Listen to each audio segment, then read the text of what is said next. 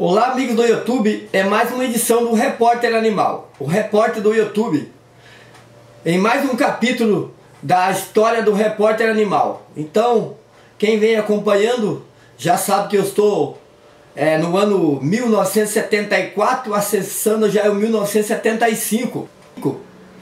E eu não conhecia quase ninguém dos meus parentes até essa idade. Vocês imaginam?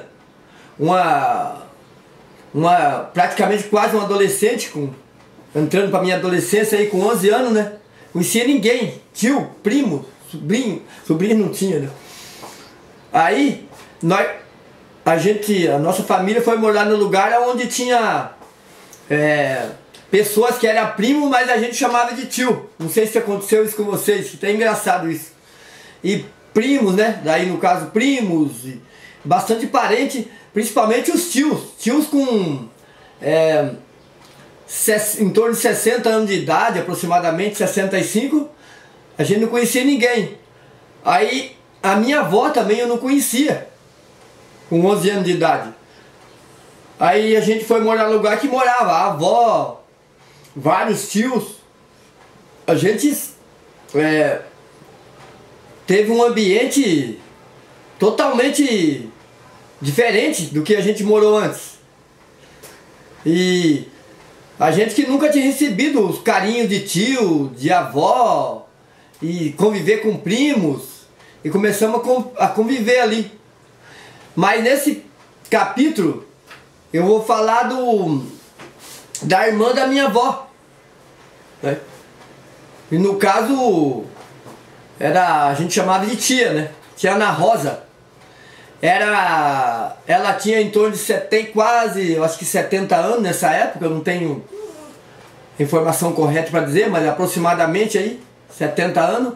Ela era viúva, era uma pessoa até sistemática, né?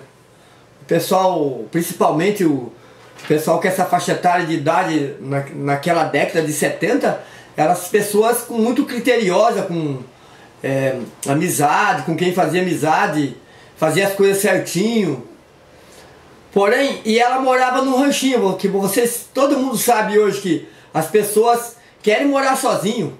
Ela tinha um filho dela, uma pessoa maravilhosa, que eu respeito demais, tem uma amizade, um carinho maravilhoso por esse homem chamado Servino Bortoleto, pela pessoa que ele era, correta, trabalhadora,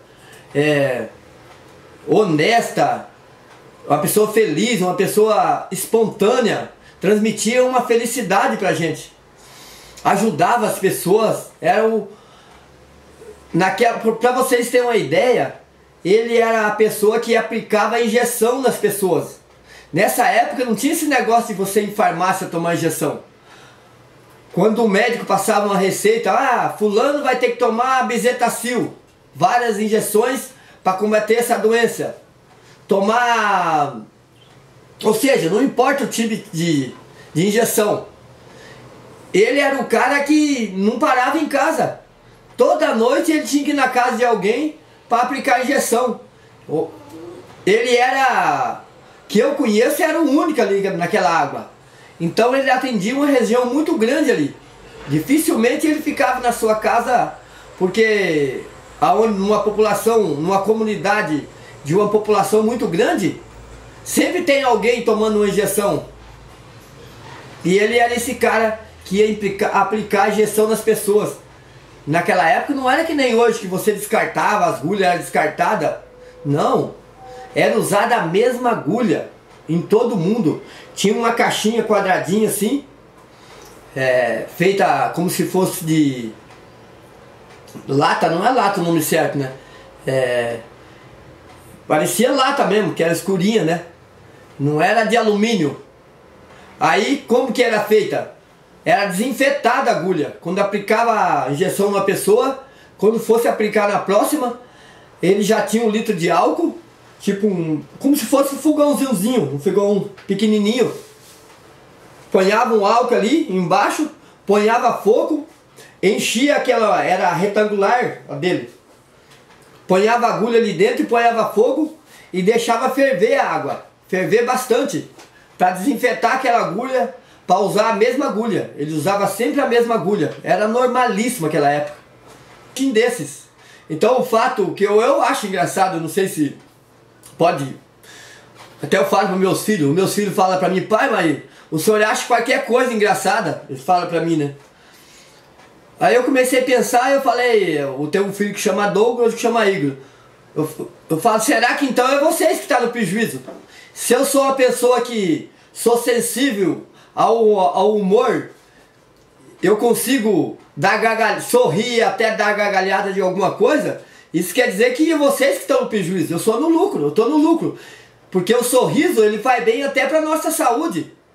Se eu consigo sorrir e dar gargalhada em qualquer coisa, quer dizer que eu sou sensível ao humor. Eu estou no lucro, isso é bom. Vocês estão me fazendo um elogio. Eu me sinto lisonjeado com isso. E o caso dessa minha tia Ana Rosa, a irmã filha do meu tio Servino, no caso era primo, mas eu chamava de tio, e considero até hoje como meu tio. Aí, ela tinha um prazer de receber o Servino tinha uma amizade com meu pai e vice-versa. O meu pai tinha um carinho para esse primo meu, por todos os parentes. O meu pai sempre adorou os parentes dele. E não era diferente com o Servino. Ele tinha um carinho especial para esse Servino, né? E eles iam lá, você vê, na casa da tia Ana Rosa, que não tinha homem, não tinha ninguém, ia lá para bater papo lá dentro, na casa dela, né? E ela também tinha um carinho de receber o Servino, como o Servino... o meu pai era sobrinho dela, né? Porque o meu pai era filho da irmã dela, sobrinho legítimo. Ia lá bater papo, no domingo, na hora de folga, à noite. Só que ela tinha um rancho, tinha uma porta. Aí, o que eu achei que era engraçado? Que ela falava, chegava lá, ela fazia um cafezinho pra turma e falava, eu queria mudar essa porta, porque tá entrando um vento aqui, não sei o que.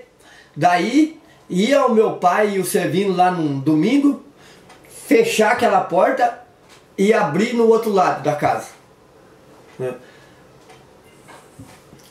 Ela usava, passava uma semana com aquela porta nova, ela começava de novo.